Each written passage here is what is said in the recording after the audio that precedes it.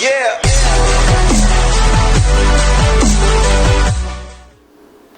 Hey y'all, welcome back to the channel. Today I have, of course, my review of Longlegs, written and directed by Osgood Perkins, starring Maika Monroe, Nicolas Cage, Blair Underwood, Alicia Witt, Michelle Choi-Lee, and Dakota Dalby.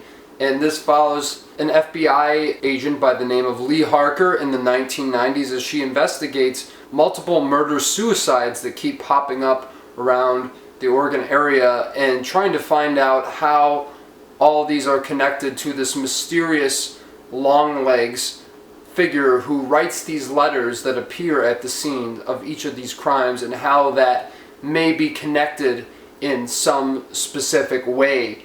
I heard a lot of hype about this film. The reviews on Letterboxd are really great. And of course, Nicolas Cage in a horror movie. We've been hearing great things about Nicolas Cage, and definitely one of the best actors in the business, period. So I was very much looking forward to this procedural-esque tale. And I will say, after seeing it, I kind of understand why a lot of people are hyped up on it.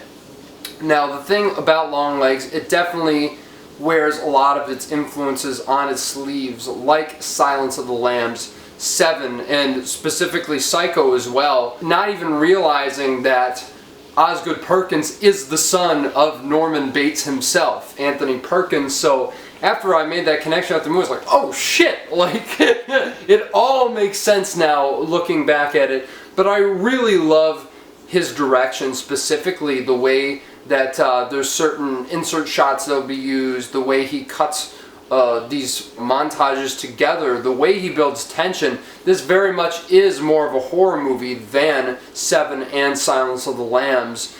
And I think there's scenes that really scared me, quite frankly. Not too bad, of course, like I'm going to be staying up all night because of it, but it's certainly one of those things where that's a hard sort of thing to make me feel. And I think some of the jump scares here were so well utilized, even though some of them weren't really worth much. And I really think the central performance by Maika Monroe is truly, truly great. This very awkward sort of character trying to navigate this whole investigation where she seemingly has this connection, where she's able to figure a lot of these things out that a lot of other people can't really understand. And I really love how her whole character plays into this film and the plot therein. And Nicolas Cage, gotta talk about him. I think he is absolutely crushing it whenever he's on screen, though at some points it comes off a bit comedic, and I know perhaps that was the intention because this has a very deadpan sense of humor in a lot of ways, and I really, really love that in certain moments.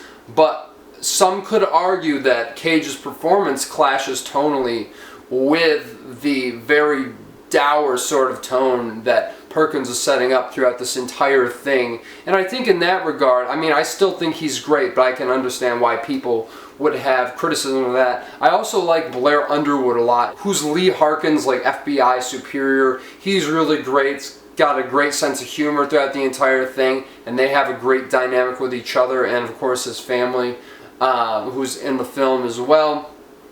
And I really think the cast here is pretty stacked. The direction is very, very well done all across the board. There's no denying it. But I think my biggest issue with this film is the fact that it's very much in the vein of Psycho, I will say. And this isn't necessarily a spoiler, but if you don't want to know anything about the movie, you don't have to watch this. But I assure you, it's not really spoiling what happens in the movie. But they really wrap it up in a nice, neat bow with an exposition dump. And I'm like, really? Because for something that feels like it's supposed to be much more than other horror films that we've seen already, I found that to be a bit of a cop-out. And also, I think the reveal is pretty disappointing as to what's going on. And I just feel like in a movie that's doing so many things right, I think it is a little bit lazy in that regard.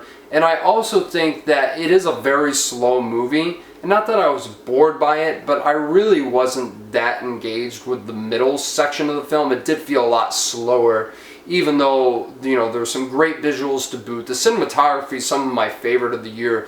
The way, like, you know, just these massive like lights just pour into the room is really truly incredible. And I really love so much about this, a lot of the direction, a lot of the technical stuff, a lot of the performances.